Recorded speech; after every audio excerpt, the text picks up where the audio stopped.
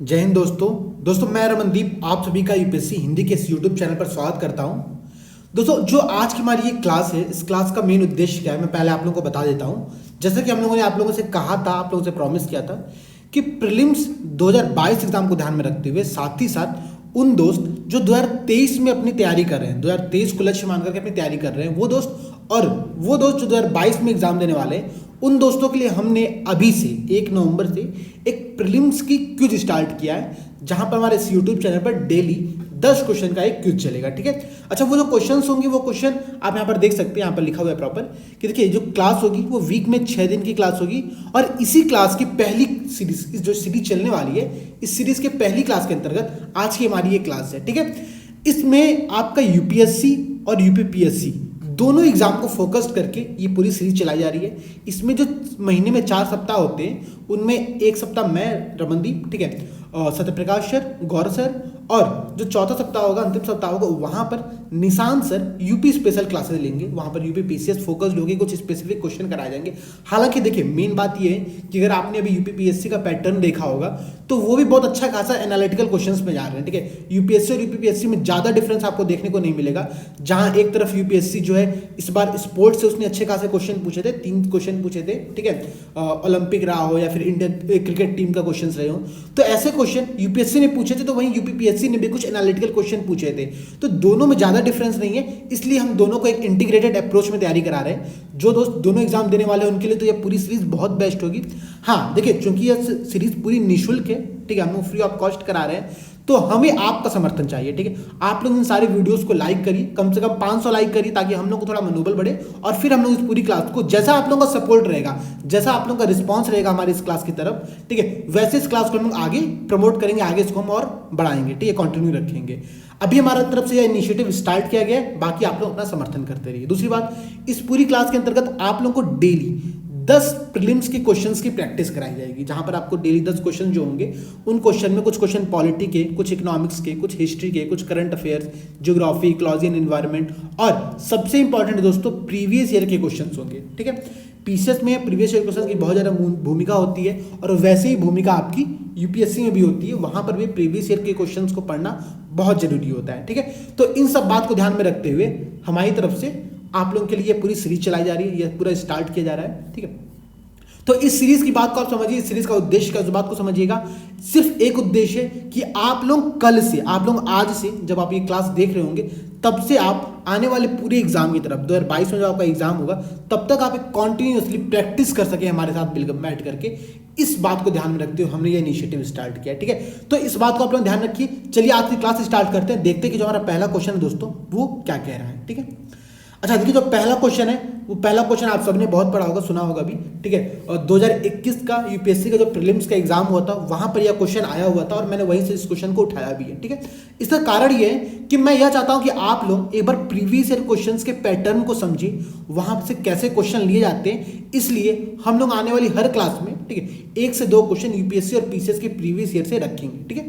Question पढ़ते हैं क्या है और फिर हम लोग आंसर पर आगे बढ़ेंगे।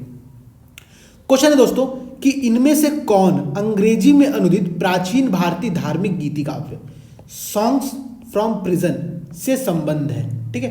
कह रहा है कि एक प्राचीन धार्मिक गीति काव्य रहा है जिसका अंग्रेजी में अनुवाद किया गया, किस नाम से, तो सॉन्ग्स फ्रॉम प्रिजन नाम से।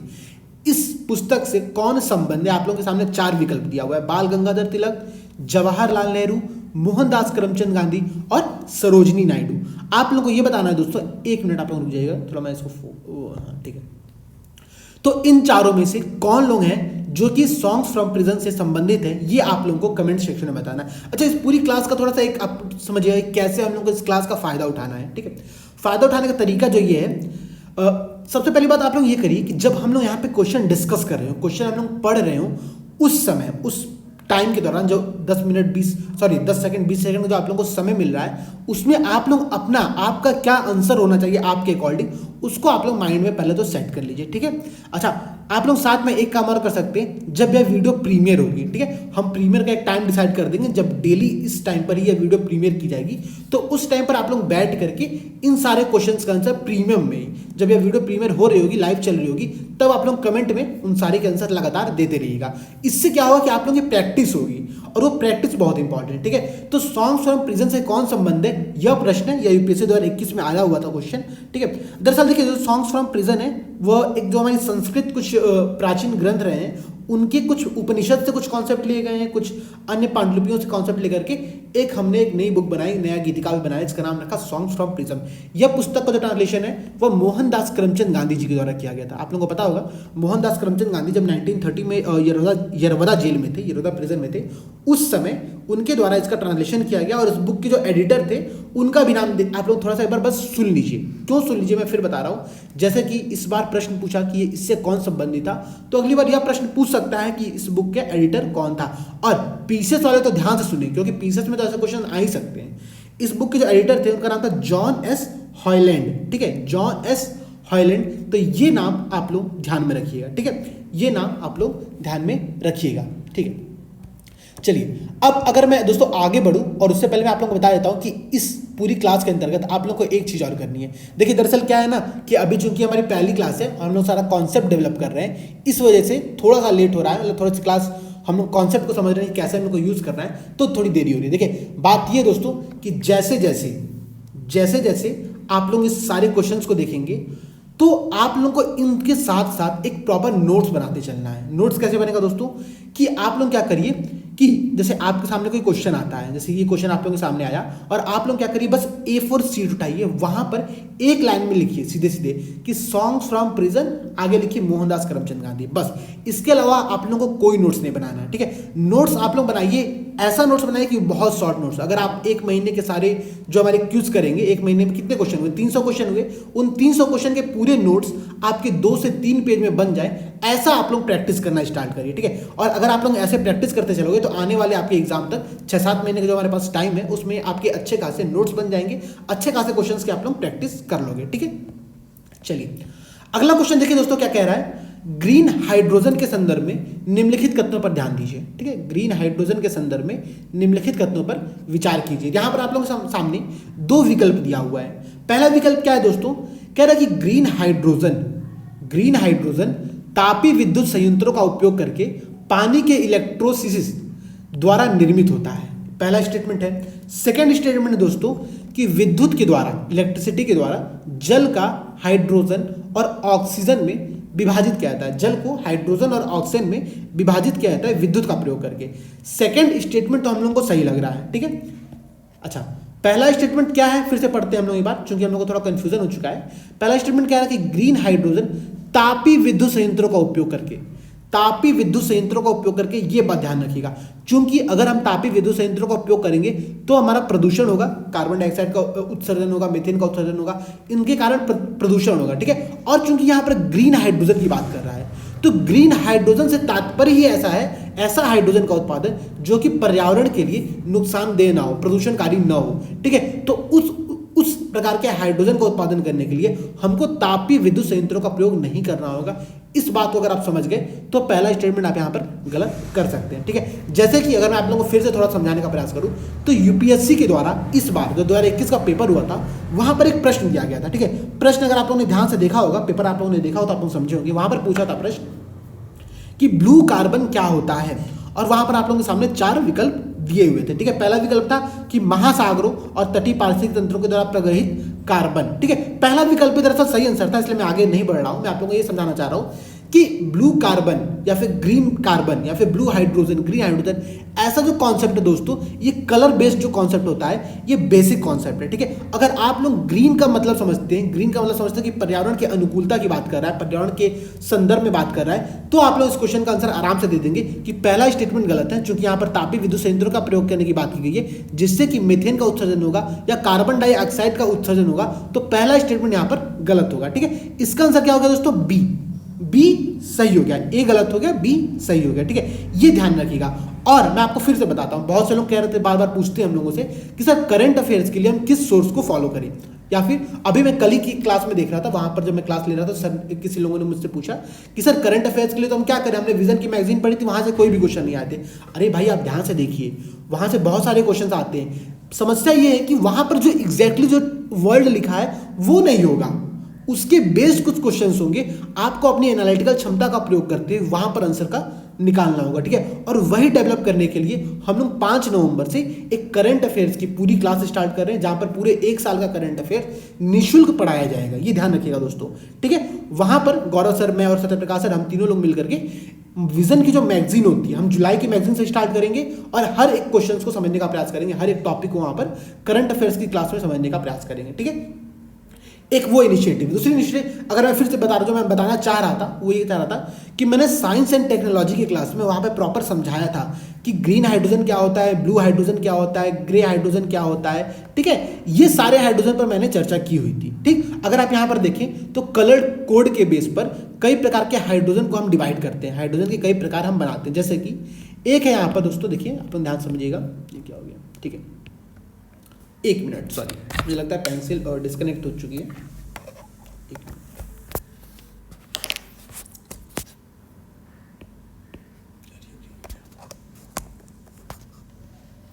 देखिए मैं बता दे रहा हूं आप लोगों को, दरअसल जो ब्राउन हाइड्रोजन होता है उसमें हम क्या करते हैं कि कोयले का प्रयोग करते हैं, चूंकि नाम है ब्राउन हाइड्रोजन, अर्थात ये पर्यावरण के अनुकूल नहीं है। वहां पर क्या होता है, जब आप कोयले का प्रयोग करके हाइड्रोजन का उत्पादन करते हैं, तब जो कार्बन डाइऑक्साइड का उत्सर्जन होता है वो वायुमंडल में हम निष्कासित कर देते हैं, वायुमंडल में छोड़ देते हैं, जिससे ग्लोबल जो मतलब ग्रीन हाउस गैस इफेक्ट होता है वो बढ़ सकता है, पर्यावरण प्रदूषण होता है, इन सब कारणों से उसको हम लोग ब्राउन हाइड्रोजन की कैटेगरी में रखते हैं, ठीक। इसी प्रकार से होता है ग्रे हाइड्रोजन। ग्रे हाइड्रोजन में हम क्या करते हैं, हम प्राकृतिक गैस का प्रयोग करते हैं, नेचुरल गैस का प्रयोग करते हैं, और बाकी जो उत्सर्जन होता है, जो एमिशन होता है, उसको हम लोग वायुमंडल में निष्कासित कर देते हैं। यहां पर आप ध्यान समझिएगा, ब्लू हाइड्रोजन में क्या होता है, ब्लू हाइड्रोजन में भी हम लोग प्राकृतिक गैस का प्रयोग करते हैं, लेकिन वहां पर हम कार्बन कैप्चर करते हैं, कार्बन स्टोरेज का प्रयोग करते हैं, और इन सब का प्रयोग करते हुए हम ब्लू हाइड्रोजन का कॉन्सेप्ट बनाते हैं, ठीक है। तो ये सारी बातें आप लोगों को समझनी है, brown hydrogen, grey hydrogen, blue hydrogen, green hydrogen, ये सारी चीजें क्या होती है, इन पर मैंने पीटी 365 की साइंस एंड टेक्नोलॉजी क्लास में चर्चा की थी, तो वो आप लोग वहां से भी देख सकते हैं। मैं ये बताना चाह रहा हूं कि आप लोगों को करंट अफेयर्स कैसे पढ़ना है, कहां से पढ़ना है, ये सोर्स आप लोग ध्यान से समझते चलिएगा, ठीक है। तो ये हो गया आपका ग्रीन हाइड्रोजन संदर्भ में। और इसी प्रकार से यूपीएससी के प्रीलिम्स में क्वेश्चन आया हुआ था कि ब्लू कार्बन क्या होता है, तो उसका भी आप लोग आंसर वहां पर देख सकते हैं, ठीक। अच्छा चलिए आगे बढ़ते हैं, देखते हैं हमारा अगला क्वेश्चन क्या कह रहा है। ये पेंसिल, 1 मिनट यार, ये क्या हो गया,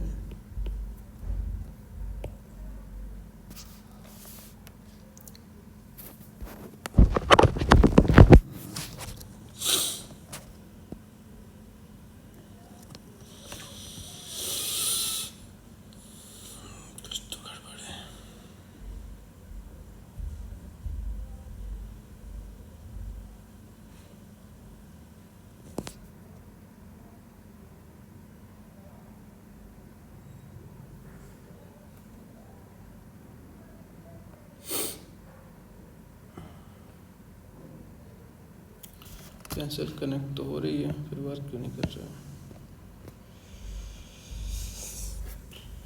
यही सब होता है, तकनीकी थोड़ी कुछ गड़बड़ी कारण देखिए क्लास डिस्टर्ब हो जाती है, ठीक है।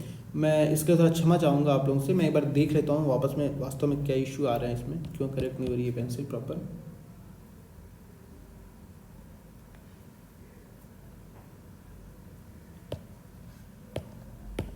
हाँ ठीक है, ये कुछ गड़बड़ी हो गई है पेंसिल में, ठीक है, इसको सही करना पड़ेगा।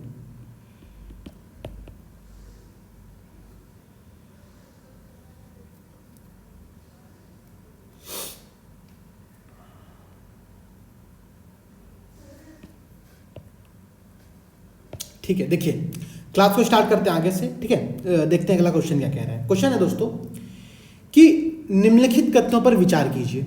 अच्छा, कथन क्या दे रहे हैं, तो 2 कथन दिया हुआ है यहाँ पर। पहला कथन है कि अनौपचारिक क्षेत्र, जो इनफॉर्मल सेक्टर होता है, अच्छा जो मेरे इंग्लिश मीडियम के जो मेरे साथी होंगे, जो मेरे दोस्त होंगे, जो इस क्लास को देख रहे होंगे, देखिए हम लोग कोशिश कर रहे हैं कि हम लोग ड्यूअल लैंग्वेज में पूरा अपने सारे डिस्कशन को करें। हालांकि जो हमारी जो जितनी टेस्ट सीरीज इस बार स्टार्ट हो रही है, प्रीलिम्स की टेस्ट सीरीज हो रही है, उसका जो पहला ओपन टेस्ट है वो 8 नवंबर को होने वाला है, तो वो सारे टेस्ट तो आप लोग दीजिएगा। हम लोग क्वेश्चंस और आंसर दोनों को इंग्लिश मीडियम में भी ट्रांसलेट कर रहे हैं, तो हमारे मतलब इस बार हम प्रॉपर हिंदी और इंग्लिश दोनों मीडियम में स्टार्ट करें सारी चीज़ों को, तो आप लोग जुड़ करके हमारा लाभ, हमारे साथ जो है लाभ वो ले सकते हैं। ठीक है, चलिए देखिए क्वेश्चन है कि अनौपचारिक क्षेत्र, इनफॉर्मल सेक्टर के जो घटक होते हैं, जो पार्ट्स होते हैं, उनको जीडीपी की गणना में शामिल नहीं किया जाता। पहला कदम ध्यान समझिएगा, आप लोग आंसर मत देखिएगा, बस अभी आप लोग पढ़िए स्टेटमेंट क्या कह रहा है और इसका आंसर कमेंट सेक्शन में बताइए।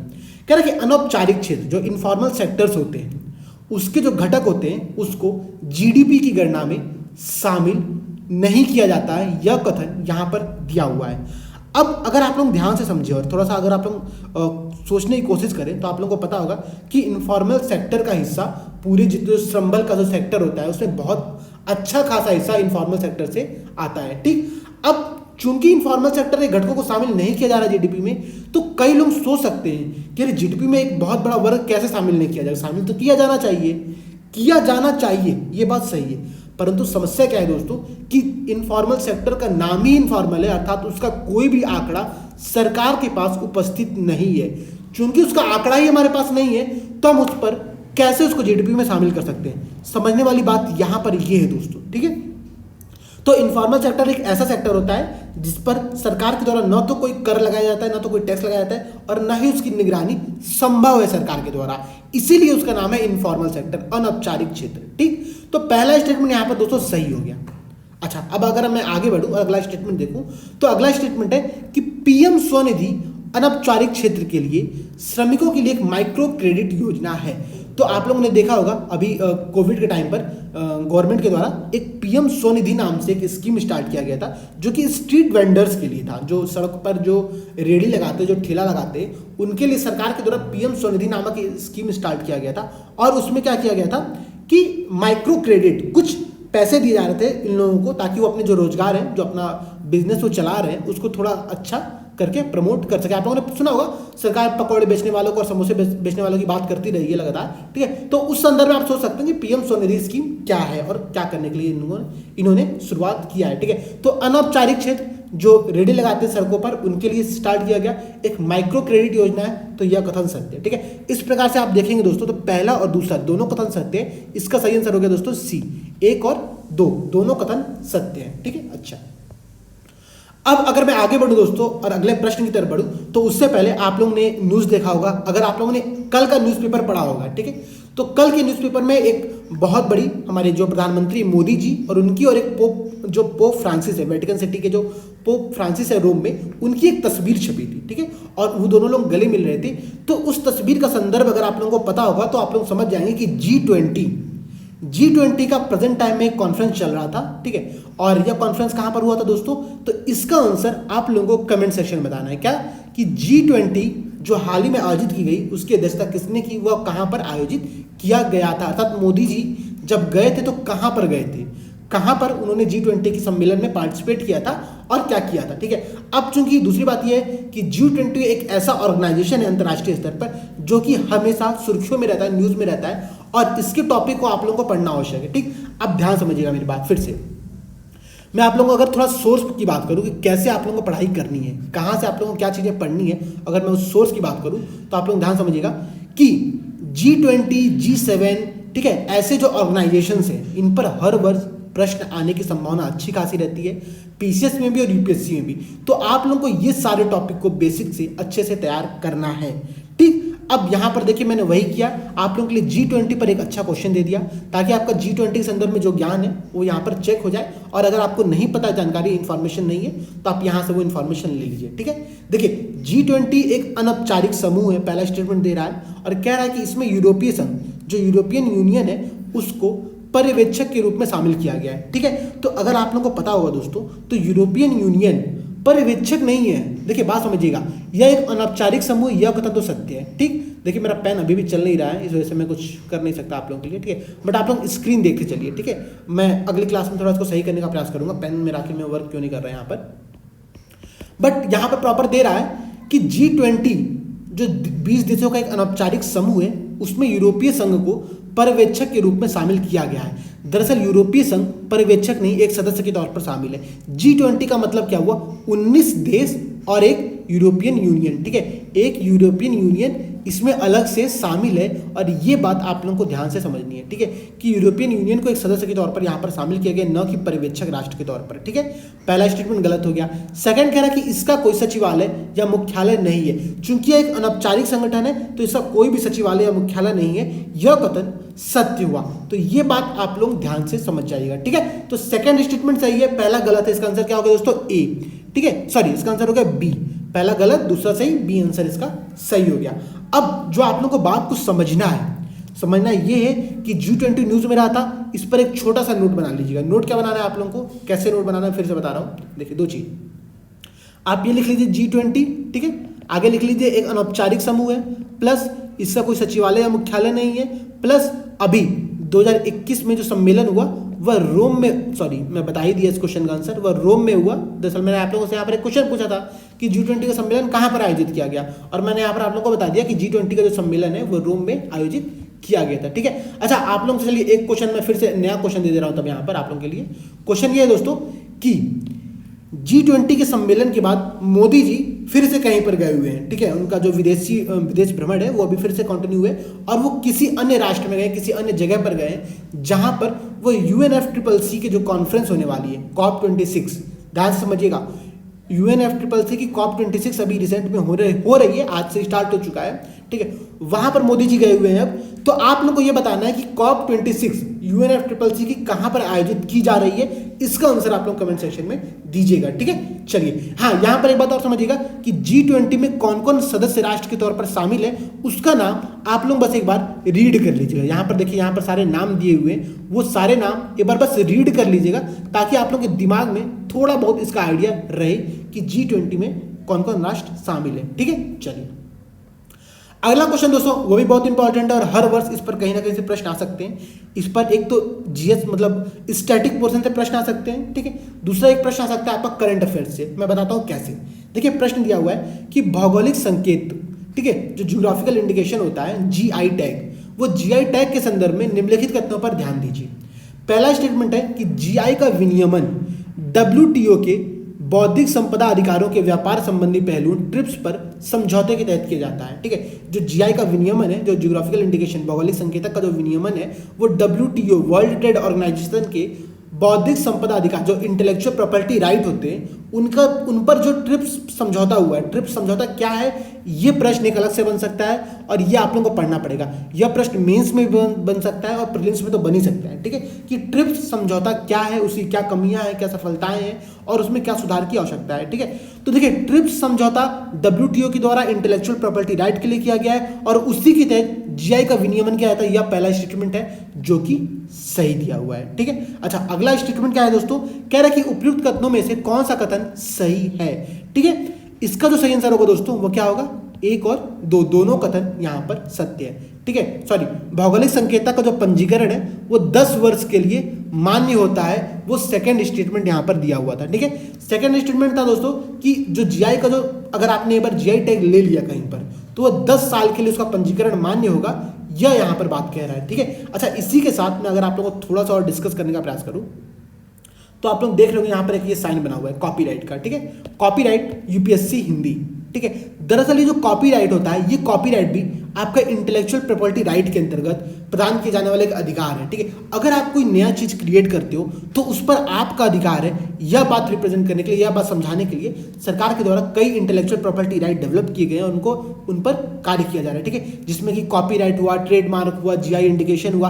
तो ये सारे टर्म आप लोगों को समझने, और मेंस में प्रॉपर एक क्वेश्चन आ सकता है कि इंटेलेक्चुअल प्रॉपर्टी राइट क्या होते हैं और इन पर जो है सरकार के द्वारा क्या प्रावधान किए गए हैं। तो ये एक मेंस का क्वेश्चन है। मेंस की प्रैक्टिस के लिए दोस्तों, अगर आप लोग 2022 में एग्जाम देने वाले हो या 2023 में एग्जाम देने वाले हो, ठीक है, तो आप लोगों को अभी से आंसर राइटिंग स्टार्ट करनी पड़ेगी। हमारे द्वारा 1 नवंबर से आज से एक सृजन बैच स्टार्ट होने वाला था, लेकिन मैं आप लोगों को यहाँ पर अनाउंसमेंट भी कर देता हूँ साथ साथ में, वो जो सृजन बैच है उसको हम लोगों ने यह डिसाइड किया कि दिवाली के बाद 4 नवंबर को दिवाली है, हमने ये सोचा कि अभी हम स्टार्ट भी कर दें तो डिसकंटिन्यूटी हो जाएगी बीच में। डिसकंटिन्यूटी क्यों होगी? क्योंकि दिवाली का त्यौहार आएगा तो सारे लोग दिवाली में बिजी हो जाएंगे थोड़ा सा।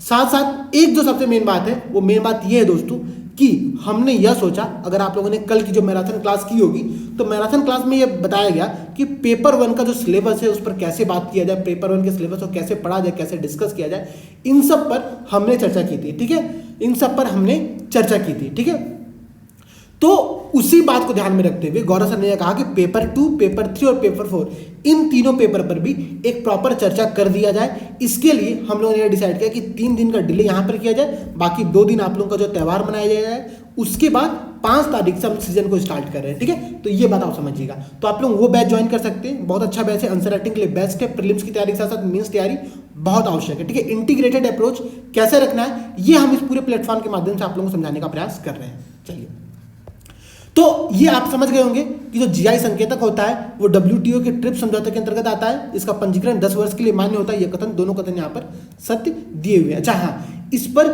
जो करंट अफेयर्स में क्वेश्चन आ सकते हैं वो समझिएगा आप लोग।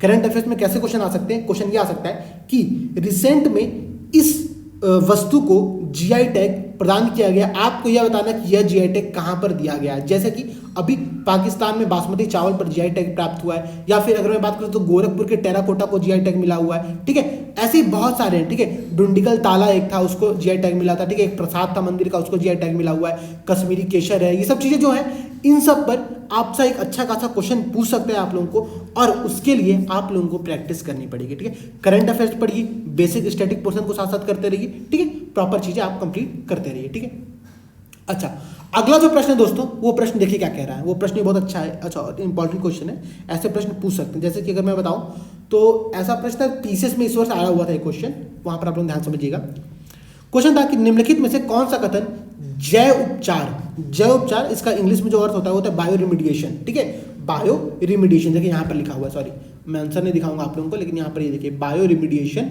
ये वर्ड प्रयोग किया हुआ है। ठीक है, तो जैव उपचार पद की जो सर्वोत्तम व्याख्या करता है वह क्या है? ये 4 विकल्प आप लोगों के सामने दिए हुए हैं। पहला विकल्प क्या है दोस्तों? पहला विकल्प है कि भवनों की सतह के तापमान को कम करने के लिए उनके निर्माण में हरित निर्माण सामग्री का प्रयोग करना। अच्छा, दूसरा है कि पर्यावरणीय संदूषक पदार्थों को कम विषैले रूप में विघटित करने के लिए जीवित सूक्ष्म जीवों का प्रयोग करना। तो आप लोग तो पहले ये बताइए कि इसका सही आंसर क्या होगा। मैं बाकी 2 ऑप्शन पढ़ दे रहा हूं। मृदा से भारी वस्तुओं के निष्कर्षण हेतु स्वपोषी जीवाणु का प्रयोग, और अत्यधिक खतरनाक रेडियोधर्मी अपशिष्ट के निपटान हेतु रेगिस्तान या बंजर क्षेत्र का प्रयोग। तो ध्यान समझिएगा दोस्तों, जैव उपचार मतलब किसी जीवित सूक्ष्म जीव का प्रयोग हम कर रहे हैं किस चीज के लिए? तो किसी चीज के उपचार करने के लिए, किसी चीज को हम सही करने के लिए उसका प्रयोग कर रहे हैं, किसका? सूक्ष्म जीवों का। तो अगर आप इन चारों विकल्पों को पढ़ेंगे आपके सामने, तो जो बी विकल्प है वो सबसे ज्यादा सही लग रहा है। क्यों? देखिए फिर समझिएगा। यहाँ पर कह रहा है कि जो पर्यावरणीय संदूषक पदार्थ है, जो पर्यावरणीय प्रदूषण है, जैसे कि मानिए आपने कोई प्लास्टिक फेंक दिया। ठीक है, प्लास्टिक चलिए मैंने कुछ ज्यादा ही ले लिया, आपने मानिए कुछ ऐसा फेंका, बायोडिग्रेडेबल कुछ वस्तु थी, आपने उसको फेंक दिया। ठीक है, अब उसको हम विघटित करने के लिए सूक्ष्म जीवों का प्रयोग करेंगे, तो पूरी प्रक्रिया जैव उपचार कहलाती है, बायो रिमीडिएशन कहलाता है। और अपशिष्टों को कन्वर्ट करने के लिए बहुत ही अच्छी तकनीक है, इसका प्रयोग हर जगह किया जा रहा है। ठीक है, तो ये बात आप लोग ध्यान रखिएगा। ठीक है, छठा क्वेश्चन बी स्टैटिक पोर्शन से क्वेश्चन था, आप लोग इसको पढ़ सकते हैं। अगला क्वेश्चन दोस्तों इकोनॉमिक्स से है। ठीक है, इसको पढ़ने के लिए बहुत से लोग बार बार पूछते हैं सर इकोनॉमिक्स हम कहाँ से तैयार करें। तो इकोनॉमिक्स के लिए मैं फिर बार बार बोल रहा हूँ आप लोगों से, आप लोग एक काम कर सकते हैं, मुझे लगता है कि एक अमित सर का नोट आता है। ठीक है, कुमार अमित सर हैं, उनके बहुत अच्छे नोट्स हैं, PDF फॉर्मेट में उनके नोट्स मिल जाएंगे आपको कहीं पर भी, तो आप वो नोट्स देख सकते हैं। बहुत अच्छे सर पढ़ाते हैं, उनकी जो क्लासेस सारी अच्छी है, तो आप उनको एक बार देख सकते हो, अच्छी क्लास है। बाकी ज़्यादा आपको बुक पढ़ने के चक्कर में नहीं पढ़ना है, क्योंकि ज़्यादा बुक पढ़ने से कन्फ्यूजन ही होगी। बाकी आप NCERT पढ़ लीजिए, NCERT जो 9, 10, 11, 12 के इकोनॉमिक्स की NCERT दी गई है, बेसिक से अगर आपको तैयारी करनी है तो आप वो NCERT देख सकते हैं। ठीक है, क्वेश्चन पर अगर मैं वापस जाऊँ तो क्वेश्चन देखिए क्या कह रहा है। क्वेश्चन कह रहा है कि क्या होगा यदि पूंजीगत संपत्तियों के सृजन के लिए राज्यों के अनुदान में वृद्धि कर दी जाए। ध्यान से समझिएगा दोस्तों, कह रहा है कि पूंजीगत संपत्तियों के सृजन के लिए राज्यों के अनुदान में अगर वृद्धि की जाए तो इसका सही आंसर क्या होगा। ठीक है, ये बात समझिएगा। यहां पर आप लोगों के सामने जो विकल्प दिया है उसमें कह रहा है कि राजस्व घाटे में कमी, कह रहा प्रभावी राजस्व घाटे में कमी, कह रहा प्रभावी राजस्व घाटे में वृद्धि और प्राथमिक घाटे में कमी। तो अगर आप थोड़ा सा दिमाग लगाइए, थोड़ा सा सोचिए बातों को, तो बी और सी विकल्प में एक चीज बात करिए। एक में कह रहा है कि वह चीज बढ़ेगी, एक में चीज कह रहा है कि वह चीज घटेगी। ठीक है, तो तो इन दोनों में से कोई एक विकल्प सही हो सकता है। अगर आपको टर्म नहीं पता है, इन सारे टर्म के बारे में नहीं पता, तब मैं बात कर रहा हूँ, ठीक है। लेकिन समझिएगा, ये जो टर्म्स यहाँ पर प्रयोग किए, जैसे कि राजस्व घाटा, रेवेन्यू डेफिसिट, प्रभावी राजस्व घाटा, ठीक है, प्रभावी राजस्व घाटा क्या कहेंगे, इफेक्टिव रेवेन्यू डेफिसिट, ठीक है। तो प्रभावी राजस्व घाटा हो गया, प्राथमिक घाटा, प्राइमरी डेफिसिट। तो इन जो टर्म्स है, जो इकोनॉमिक्स के यहाँ पर टर्म प्रयोग किए गए, इन टर्म का प्रॉपर डेफिनेशन आप लोगों को पता होना चाहिए। इनका जो फॉर्मूला है, ये कैसे कैलकुलेट किए जाते हैं, ये भी आपको आइडिया होना चाहिए, ठीक है। देखिए, अगर मैं आपको यहाँ बताऊँ तो जो राजकोषीय घाटा होता है दोस्तों, ठीक है, उसमें जो कुल व्यय और कुल प्राप्ति होती है, उनके बीच के डिफरेंस को हम लोग राजकोषीय घाटा के रूप में मानते हैं। सरकार का राजकोषीय घाटा क्या होता है वो यहाँ पर हम देखते हैं, ठीक है। ऐसे ही होता है प्राइमरी घाटा, प्राथमिक घाटा। इसमें हम क्या करते हैं कि राजकोषीय घाटा, अर्थात जो सरकार ने राजकोषीय घाटा सरकार को हुआ, उसमें वो चीज जो कि ऋण पर चुकाए गए ब्याज के रूप में है, उसको अगर मैं माइनस कर दूं, हटा दूं, तो जो घाटा बचता है उसको हम लोग कहते हैं प्राथमिक घाटा, ठीक है। इसके अलावा देखिए रेवेन्यू डेफिसिट, राजस्व घाटा, इसमें राजस्व प्राप्ति और अतिरिक्त सरकारी राजस्व व्यय, इनका अंतर अगर आप कर दें कि राजस्व प्राप्ति आपको कितनी और आप व्यय कितना कर, उसको हम राजस्व घाटा के रूप में जानते हैं। और इसी प्रकार से एक जो इंपॉर्टेंट टर्म आता है दोस्तों, वो आता है प्रभावी राजस्व घाटा, ठीक है, इफेक्टिव रेवेन्यू डेफिसिट। इसमें हम जो करते हैं वो समझिएगा दोस्तों, बात को समझिएगा। यह जो कॉन्सेप्ट है, नया कॉन्सेप्ट 2011 में ऐड किया गया, FRBM एक्ट आया था जब, तब इस नए कॉन्सेप्ट को ऐड किया गया, उसका कारण समझिएगा। प्रभावी राजस्व घाटा में से हम राजस्व घाटा और पूंजीगत संपत्तियों के निर्माण के लिए जो राज्य को अनुदान दिया जाता है, उसको हम माइनस करते हैं। फिर से समझिए मेरी बात को आप लोग। होता क्या है कि सरकार राज्यों को कुछ अनुदान देती है, ठीक, तो उन अनुदानों में से बहुत एक बड़े हिस्से का प्रयोग वो राज्य सरकारें इंफ्रास्ट्रक्चर को डेवलप करने के लिए करती है, ठीक है, पूंजीगत संपत्तियों के निर्माण के लिए उसका प्रयोग करती है। तो उनको माइनस करने पर जो घाटा बचता है उसको हम लोग कहते हैं प्रभावी राजस्व घाटा। चूंकि जो उन राज्य सरकारों ने उस अनुदान का प्रयोग पूंजीगत संपत्तियों के निर्माण के लिए किया है, तो वह पूंजीगत निर्माण में आएगा, पूंजीगत घाटा में आना चाहिए, पूंजीगत व्यय में आना चाहिए। तो उसको हम लोग प्रभावी राजस्व घाटा से हटाते हैं और इस बात के लिए हम प्रभावी राजस्व घाटा का कैलकुलेट करते हैं और ध्यान में रखते हैं, ठीक है। तो यहां पर जो कह रहा है कि अगर मैं पूंजीगत संपत्तियों के लिए राज्यों को जो अनुदान दिया जा रहा है, उसमें अगर मैं वृद्धि कर दूं, तो जो प्रभावी राजस्व घाटा था, उसमें राजस्व घाटा माइनस जो राज्य सरकारों को दिया गया अनुदान था, जिसका प्रयोग उन्होंने पूंजीगत संपत्तियों के निर्माण के लिए किया, अगर मैं उसको घटा दूं, तो आप देखेंगे कि जो सेकंड टर्म जो माइनस होता है वह बढ़ रहा है, इसलिए जो प्रभावी राजस्व घाटा होगा वह कमी आएगी, उसमें कमी आएगी। तो इस प्रकार से इसका सही आंसर क्या हो जाएगा दोस्तों, इसका आंसर हो जाएगा बी, ठीक है, प्रभावी राजस्व घाटे में कमी।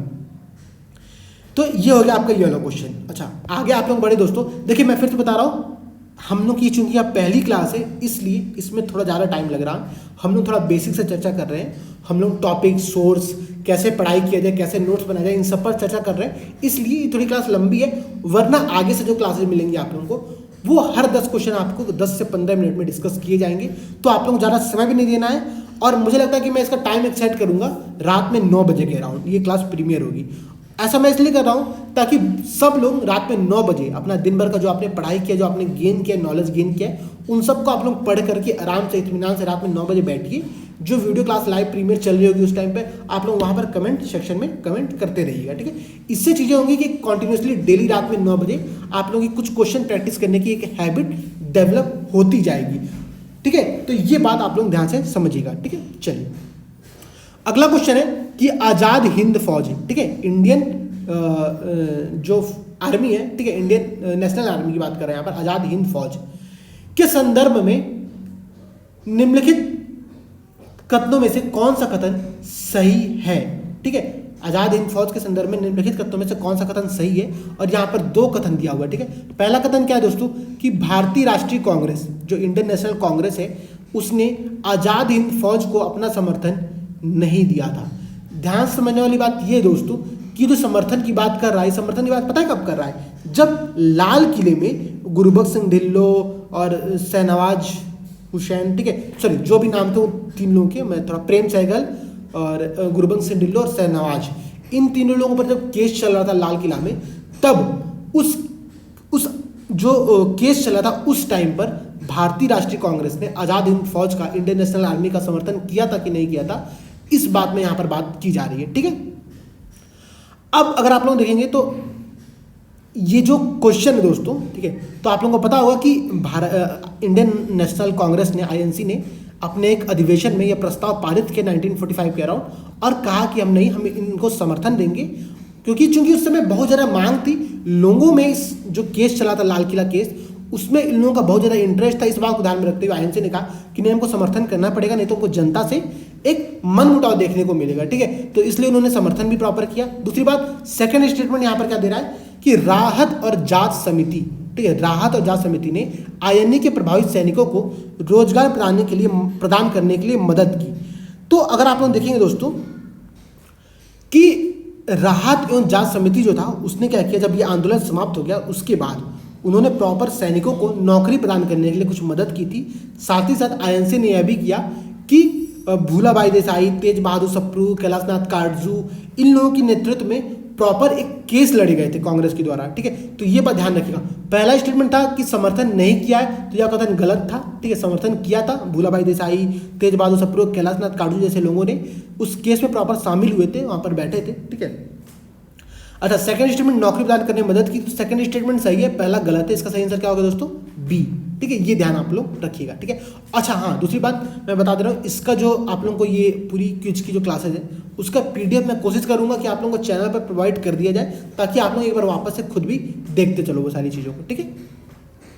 अगला क्वेश्चन है कि अक्टूबर 1940 के व्यक्तिगत सत्याग्रह के संदर्भ में, व्यक्तिगत सत्याग्रह मतलब इंडिविजुअल जो सत्याग्रह चल रहा था उसकी बात हो रही है। यहाँ पर कह रहा है कि व्यक्तिगत सत्याग्रह के संदर्भ में निम्नलिखित कथनों में से कौन सा कथन सही नहीं है, ठीक है। सही नहीं है की बात कर रहा है, तो ये नहीं आप लोग ध्यान रखिएगा, ठीक है। क्वेश्चन है कि व्यक्तिगत सत्याग्रह स्वतंत्रता की मांग करने के लिए नहीं, बल्कि अभिव्यक्ति की स्वतंत्रता की पुष्टि करने के लिए था, ठीक है। तो अभिव्यक्ति की स्वतंत्रता की पुष्टि करने के लिए व्यक्तिगत सत्याग्रह शुरू किया गया था, यह यहाँ पर पहला स्टेटमेंट है। तो आप लोगों ने पढ़ा होगा, आप लोगों ने मॉडर्न हिस्ट्री पढ़ी होगी, स्पेक्ट्रम की जो बुक आती है वो आप लोगों ने देखा होगा, तो वहाँ पर प्रॉपर बताया हुआ है कि व्यक्तिगत सत्याग्रह का जो पूरा कॉन्सेप्ट था वो कॉन्सेप्ट क्यों था। जब उस टाइम पर 1939 में सेकेंड वर्ल्ड वॉर की स्टार्ट हुआ था और अंग्रेजों ने बिना पूछे भारतीयों से उसमें शामिल होने की घोषणा कर दी थी, तब कांग्रेस ने यह डिसाइड किया कि नहीं, हमारी भी एक स्वतंत्रता है, हमारी भी अभिव्यक्ति की स्वतंत्रता है कि हम शामिल हो या ना हो, इस बात को हम रिप्रेजेंट करें। इस बात के लिए सरकार कांग्रेस के द्वारा व्यक्तिगत सत्याग्रह का आंदोलन शुरुआत किया गया था। और यह दरअसल एक ब्रिटिश गवर्नमेंट को यह बताने के लिए था कि आप हमको रोक नहीं सकते हो और हमारी भी एक स्वतंत्रता है, ठीक है। इस बात को प्रूव करने के लिए यह शुरू किया गया था इंडिविजुअल जो सत्याग्रह है, और 1940 में इसकी शुरुआत की गई थी। तो पहला स्टेटमेंट यहाँ पर सही है दोस्तों, ठीक है। और सेकंड स्टेटमेंट आप पढ़ेंगे, उसमें लिखा है कि इसके एक अन्य आंदोलन को जन्म दिया जो बाद में दिल्ली चलो आंदोलन की तरफ में जाना गया, ठीक है। दिल्ली चलो मूवमेंट, आप लोग जानते हो कि दिल्ली चलो का नारा बहुत फेमस नारा है, और यह इसी समय दिया गया था व्यक्तिगत सत्याग्रह के टाइम पर। दरअसल डिसाइड किया हुआ कांग्रेस के द्वारा, कांग्रेस के द्वारा यह डिसाइड किया गया कि हमको यह बताना है कि अगर हम धैर्य रखे हैं आज़ादी के लिए, अगर भारत ने धैर्य रखा है आप लोगों से, तो इसका मतलब यह नहीं कि वो हमारी कमजोरी है, ठीक है। यह साबित करने के लिए कांग्रेस ने इस आंदोलन की शुरुआत की थी, और उसने यह प्रॉपर बताया कि हमारा उद्देश्य अभी स्वतंत्रता नहीं, तत्काल स्वतंत्रता नहीं है, लेकिन आप युद्ध में हमसे बिना पूछे शामिल हो रहे हो, इसलिए हम ये आंदोलन कर रहे हैं। और आंदोलन में यह एक अगला स्टेप यह डिसाइड हुआ कि अगर जब तक जो आंदोलनकारी है, जो सत्याग्रही है, उनको जब तक गिरफ्तार नहीं किया जाएगा तब तक वो दिल्ली जाने के लिए आगे बढ़ेंगे, दिल्ली की ओर प्रस्थान करते जाएंगे, ठीक है। तो हुआ क्या कि सबसे पहले सत्याग्रही के तौर पर विनोबा भावे को शामिल किया गया, दूसरे के तौर पर जवाहरलाल नेहरू जी को शामिल किया गया, ठीक है। तो अगर आप यहाँ पर सी स्टेटमेंट पढ़ेंगे तो यहाँ पर लिखा हुआ है कि विनोबा भावे पहले सत्याग्रही थे और सरदार पटेल दूसरे। तो यह कथन गलत है, क्योंकि सरदार पटेल दूसरे नहीं थे, दूसरे थे जवाहरलाल नेहरू जी, ठीक है। ये बात आप लोग यहाँ पर ध्यान में रखिएगा। और इन्हीं के साथ जवाहरलाल नेहरू के बाद क्या होता है कि तीसरे सत्याग्रही के तौर पर गांधी जी के आश्रम के एक साथी थे जिनका नाम था ब्रह्मदत्त, उनको सत्याग्रही के तौर पर शामिल किया गया था, और वो सत्याग्रही के तौर पर तीसरे सत्याग्रही के तौर पर आगे गए थे, ठीक है। तो ये जो व्यक्तिगत सत्याग्रह का कॉन्सेप्ट है वो आप लोग पढ़ सकते हैं, अच्छा क्वेश्चन है, इस पर प्रश्न आने की संभावना अच्छी खासी है, ठीक है। क्योंकि अगर आपने देखा होगा तो इस वर्ष 2021 के पेपर में यूपीएससी के एक क्वेश्चन आया था जहां पर उन्होंने पूछा था कि भारत छोड़ो आंदोलन की शुरुआत कब की गई थी, ठीक है। प्रॉपर डेट पूछा था, सॉरी दरअसल डेट दिया हुआ था कि 8 अगस्त इतिहास में क्यों प्रसिद्ध रहा है, आप लोग ये बताइए, ठीक है। और वहां पर 4 ऑप्शन दिए थे, ठीक है। तो ये क्वेश्चन आप लोग वहाँ पर ऐसे क्वेश्चंस आते हैं, यहाँ पर भी ऐसे क्वेश्चन पूछ सकते हैं इन सारे क्वेश्चन पे। ये सारे टॉपिक जो है वो हिस्ट्री के बहुत फेमस टॉपिक है, अच्छे खासे टॉपिक है, तो इनको आप लोगों को तैयार करते चलना पड़ेगा, ठीक है। तो जिन दोस्तों ने एक और तरीका आप लोग कर सकते हैं हमारे साथ साथ पढ़ने का, कि मानिए अगर आपने व्यक्तिगत सत्याग्रह अभी तक नहीं पढ़ा है तो आप ये क्वेश्चन पढ़िए और तुरंत बैठ करके आप क्या करिए, व्यक्तिगत सत्याग्रह का जो टॉपिक है इंडियन स्पेक्ट्रम में दिया हुआ है, बुक में दिया हुआ है, 3-4 पेज का टॉपिक होगा मैक्सिमम, आप उस टॉपिक को 10-15 मिनट, आधे घंटे, 1 घंटे में प्रॉपर पढ़ करके खत्म कर दिए, ठीक है। तो इससे आपका एक पूरा टॉपिक भी तैयार होता चलेगा साथ साथ में, ठीक है। तो ये बात आप लोग ध्यान में रखिएगा, ठीक है। तो 9वें का आंसर क्या होगा दोस्तों, सी स्टेटमेंट गलत दिया है, बाकी जो तीनों स्टेटमेंट है वो तीनों स्टेटमेंट सही दिए हुए थे, ठीक है। अगला क्वेश्चन जो है दोस्तों, और ये हमारा आज का लास्ट क्वेश्चन होगा, ठीक है। उसके बाद कल से हम लोग नियमित 10 क्वेश्चन लेकर के आएंगे और प्रैक्टिस हम लोग करेंगे। आप लोग समर्थन करते रहिए, लाइक करते रहिए, सब्सक्राइब करते रहिए, इस वीडियो को ज़्यादा से ज़्यादा शेयर करिए ताकि पहला वीडियो है थोड़ा प्रमोट हो सके, हम लोग इस वीडियो को समर्थन ज़्यादा मिलेगा उतना हम लोग अच्छे मन से इनिशिएटिव इसको प्रमोट करेंगे, ठीक है। क्वेश्चन क्या है दोस्तों, कह रहा है कि 1928 की जो नेहरू रिपोर्ट के संदर्भ में निम्नलिखित कथनों पर विचार कीजिए। 3 कथन दिया हुआ है, आप लोग पढ़ लीजिए एक बार। पहला कथन क्या कह रहा है कि इसने धर्म से राज्य के पूर्ण अलगाव का समर्थन किया, नेहरू रिपोर्ट 1928 की बात कर रहा है। सेकंड कह रहा है कि इसने मुस्लिमों के पृथक निर्वाचन मंडल को स्वीकार कर लिया। अगला कह रहा है कि इसने भारत के लिए डोमिनियन स्टेटस की सिफारिश की। ये 3 कथन 1928 के नेहरू रिपोर्ट के संदर्भ में दिए गए हैं। आप लोगों को ये बताना है कि इन 3 कथन में से कौन सा कथन सत्य है, कौन सा कथन सत्य नहीं है। दरअसल क्वेश्चन में जो पूछा है वो पूछा है कौन सा कथन सत्य नहीं है, और ये गलती हम लोग को नहीं करनी है। जहां पर हम लोग नहीं वर्ड पढ़े, नहीं कीवर्ड को हम लोग देखें, उसको तुरंत मार्क कर लीजिए, क्योंकि क्या पता वो नहीं वर्ड आप क्वेश्चन टिक करते समय, आंसर टिक करते समय ध्यान से आप लोग के उतर जाए, ठीक है। तो प्रश्न पूछा हुआ है कि कौन सा कथन सत्य नहीं है, ये ध्यान रखिएगा। अब अगर मैं आप लोगों को नेहरू रिपोर्ट 1928 के संदर्भ में बताऊं तो इसके संदर्भ में जो बात है दोस्तों वो ये है कि लॉर्ड बर्केनहेड, देखिए लॉर्ड बर्केनहेड क्या थे कि उस टाइम पर भारत के सचिव थे। कब, जब साइमन कमीशन भारत में आया था, साइमन कमीशन का विरोध किया जा रहा था, तब लॉर्ड बर्केनहेड ने यह चुनौती दी भारतीयों को। उन्होंने यह कहा कि किसी भारतीय की यह औकात नहीं है। देखिए बात उन्होंने सीधी सीधी ये कही थी, अंग्रेजों को ये लगता था कि भारतीय तो ब्लैक है, ठीक है, उन्हें कोई मतलब नहीं है, तो उन्होंने कहा कि किसी भारतीय की औकात नहीं है कि आप संविधान का निर्माण कर सके या फिर कोई मसौदा तैयार करके, कोई प्रारूप तैयार करके हमको दे सके, ठीक है। तो यह चुनौती उन्होंने दी, और इस चुनौती को लेते हुए कांग्रेस ने क्या किया कि नेहरू रिपोर्ट बनाने का प्रस्ताव रखा, ठीक है। मोतीलाल नेहरू इस कमेटी के अध्यक्ष बने, उनकी अध्यक्षता में 1928 में एक रिपोर्ट लाने का बात रखा गया, जिसमें कि हमारा क्या मसौदा होगा आज़ादी का उसको वहां पर रखा गया, ठीक है। अच्छा, इस कमेटी में कौन कौन शामिल हुआ, तो तेज बहादुर सप्रू, सुभाष चंद्र बोस, ठीक है, MS सैनी, इन लोग शामिल हुए थे। आप लोगों को जो नाम ध्यान में रखना हुआ है सुभाष चंद्र बोस का, ठीक है, कि नेहरू रिपोर्ट 1928 में सुभाष चंद्र बोस भी शामिल हुए थे, ठीक है, ये ध्यान आप लोग रखिएगा।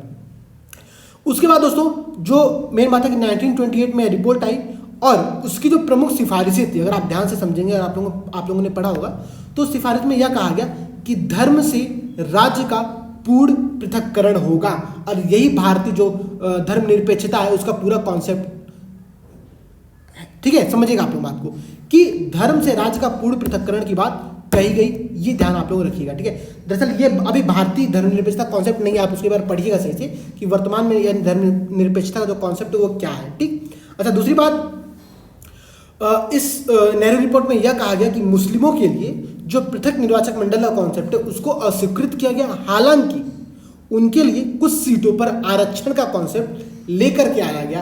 तो ये ध्यान रखिएगा कि सेकंड स्टेटमेंट यहाँ पर गलत है, क्योंकि पृथक निर्वाचक मंडल की बात नहीं कही गई, बल्कि अलग से उनके लिए आरक्षण की बात कही गई थी, ठीक है। अच्छा, तीसरा स्टेटमेंट क्या है दोस्तों, कि इसने भारत के लिए डोमिनियन स्टेट की सिफारिश की थी। तो यह कथन सत्य है, इसने पूर्ण स्वतंत्रता की बात नहीं की गई थी उस टाइम पर, और पूर्ण स्वतंत्रता की बात आप लोगों को पता होगा। इसके बाद 1929 और 30 का जो अधिवेशन हुआ था कांग्रेस में, वहां पर वो सारी बातें शामिल की गई थी, ठीक है। तो डोमिनियन स्टेट की सिफारिश इसमें की गई थी, राज्य के धर्म का राज्य से पूर्ण पृथक्करण की बात कही गई थी।